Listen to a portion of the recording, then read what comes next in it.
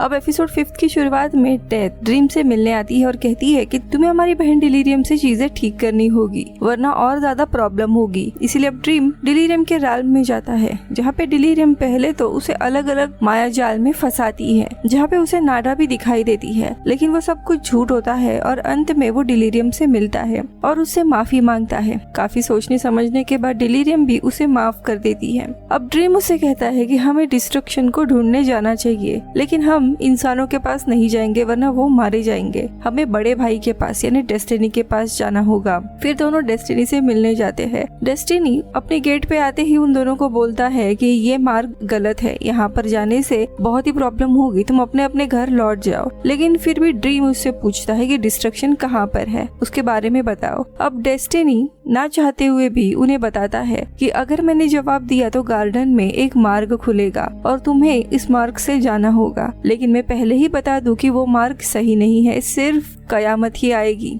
Dream तो नहीं मानता और ना चाहते हुए भी अब डेस्टिनी बताता है कि डिस्ट्रक्शन कहाँ पर है ये तुम्हें हमारे परिवार का ओरेकल बताएगा। ओरेकल यानी वो इंसान जिसे हर जगह क्या हो रहा है ये सब कुछ पता होता है। ड्रीम कहता है कि हमारे परिवार में तो कोई भी ओरेकल नहीं है, लेकिन तभी डेस्टिनी उसे याद दिलाता है कि तुम भूल गए हो, काफी लाखों सालों पहले तुम्हारा एक बेटा भी था जो इंसान होकर अभी भी जिंदा है और वही हमारे परिवार का ओरेकल है। अब अपने बेटे के बारे में सुनकर ड्रीम एकदम से सदमे में चला जाता है और ये कहानी जाती है अतीत में, ग्रीस में 1700 साल बिफोर क्राइस्ट वाले समय में। अब यहाँ पर हम ड्रीम के ही बेटे ऑर्फियस को देखते हैं जिसकी आज शादी है। अब शादी वाले ही दिन उसे एक सपना आया था। इस सपने में वो देखता है कि उसकी दुल्हन यानी इरोडिसी शादी के ही दिन मारी जाएगी। अब अचानक से घबरा कर वो नींद से उठता है, तब वहाँ पर ड्रीम भी होता है यानी उसके पिता। अब वो अपने पिता से कहता है कि पापा मुझे ऐसा क्यों सपना आया, इसका मीनिंग बताओ,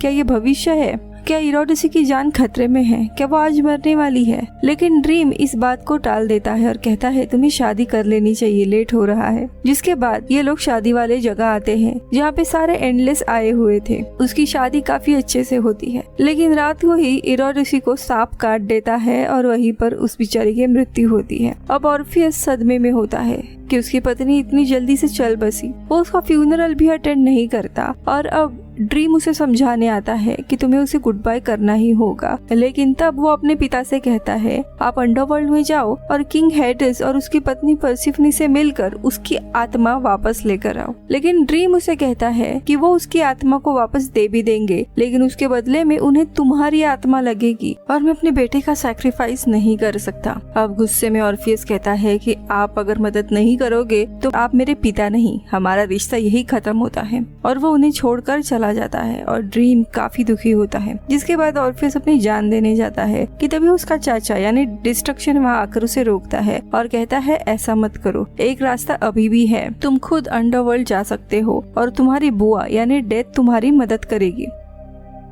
अब ऑर्फियस डेथ के पास जाता है और उसे कहता है कि मुझे अंडरवर्ल्ड में जाना है।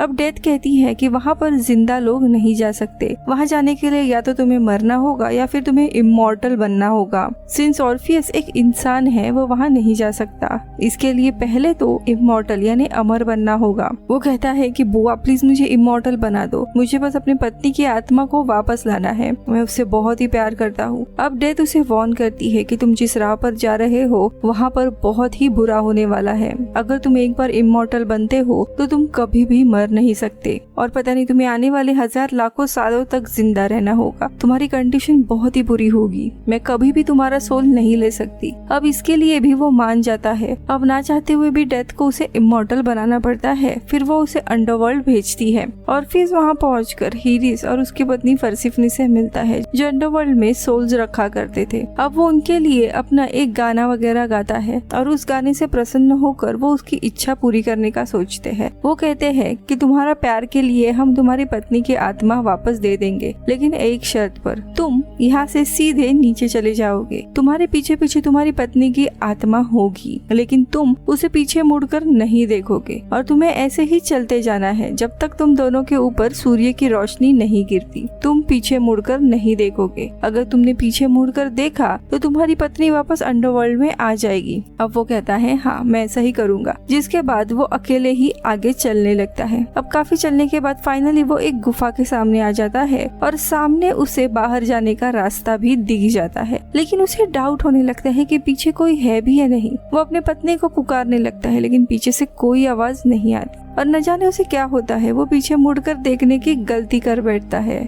पीछे उसकी पत्नी की आत्मा होती है जिसे देखकर वो खुश होता है और उसे लेने जाता है, लेकिन इसने अब पीछे देख लिया था, इसीलिए अब उसकी पत्नी की आत्मा अंडरवर्ल्ड में खींची चली जाती है और उसे बाहर आना पड़ता है। अब यहाँ पर उसे कैसे भी अंडरवर्ल्ड में वापस जाना था, हमेशा के लिए अपनी पत्नी के साथ रहना था, लेकिन अब ऐसा था वो मर नहीं सकता था क्योंकि डेथ उसकी आत्मा तो ले नहीं सकती थी, वो अमर है इसीलिए अंडरवर्ल्ड में जा नहीं सकता। अब उसे लगता है कि वो एक बार अगर मर जाता है किसी तरह तो वो अंडरवर्ल्ड में चला जाएगा, इसीलिए डिसाइड करता है कि जंगल में कुछ चुड़ैलें आती है जो किसी भी इंसान जानवरों को बहुत ही बेरहमी से मार डालती है, उनका मांस खाती है। अब ऑर्फनेज डिसाइड करता है कि वो अगर इन चुड़ैले के हाथों मारा जाएगा तो वो मर जाएगा और वहीं से उसका सोल अंडरवर्ल्ड में चला जाएगा।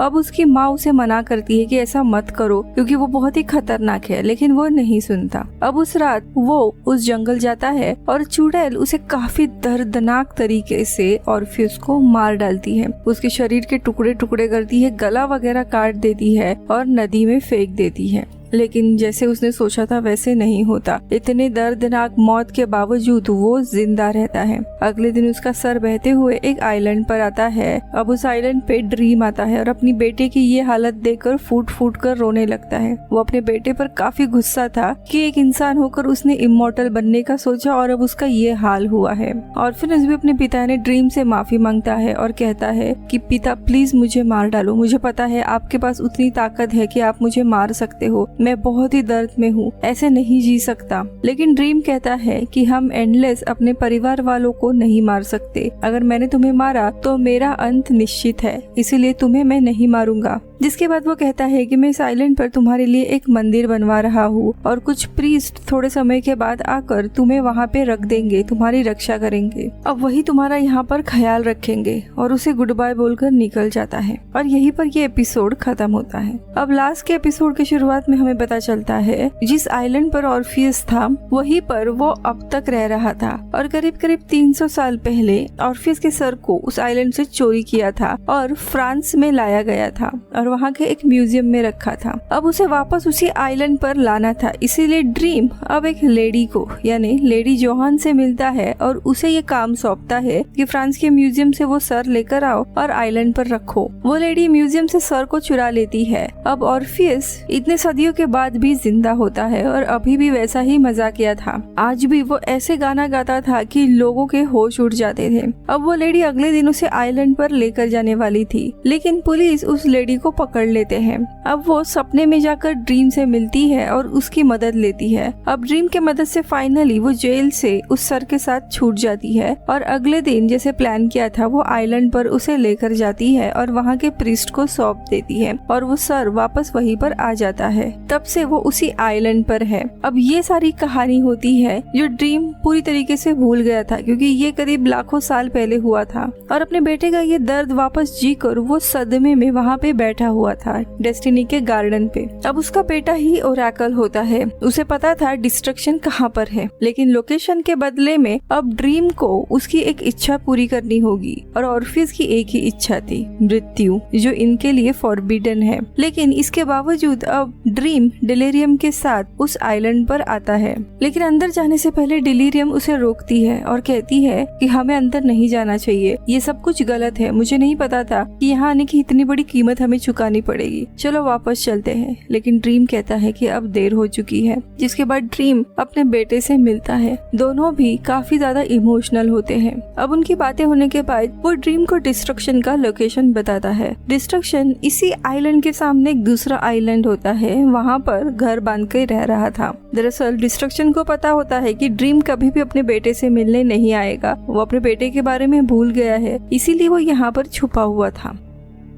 खैर अब ये लोग सामने के आइलैंड पर आ जाते हैं जहाँ पे डिस्ट्रक्शन ऑलरेडी उनका इंतजार कर रहा था। वो अपने छोटे बहन को देखकर काफी खुश होता है और उसे गले लगाता है। हालांकि ड्रीम गुस्से में होता है। दोनों भी ज्यादा बातें नहीं करते क्योंकि अब ऑलमोस्ट कई लाखों साल बीत गए थे दोनों को मिले। फिर अब ड्रीम उसे कहता है कि हम जब तुम्हें ढूंढ रहे थे तब तुम्हारे कुछ दोस्तों से हमने बात की थी, लेकिन उनकी अचानक से मौत हो गई। क्या तुम उसके पीछे हो? तो वो कहता है कि मैंने कुछ मैकेनिज्म बनाया था और उन्हीं के कारण वो लोग मारे गए होंगे। और वो उसका वही पूल दिखाता है जो अगर कोई डिस्ट्रक्शन को ढूंढने की कोशिश करता था तो एक तरह की एनर्जी छोड़ता था और वो लोग मारे जाते थे जो डिस्ट्रक्शन को ढूंढ रहे हैं या उसके बारे में बता रहे हैं। ये जानकर ड्रीम को गुस्सा आता है और उनका झगड़ा होता है, लेकिन डिस्ट्रक्शन खुद को किसी तरह शांत करता है। अब इनका खाना वगैरह हो जाता है और डिलीरियम उससे पूछती है कि तुम हमें छोड़कर क्यों गए थे। तब वो बताता है कि मुझे इंसान और उनकी सभ्यता काफी अच्छी लगती है,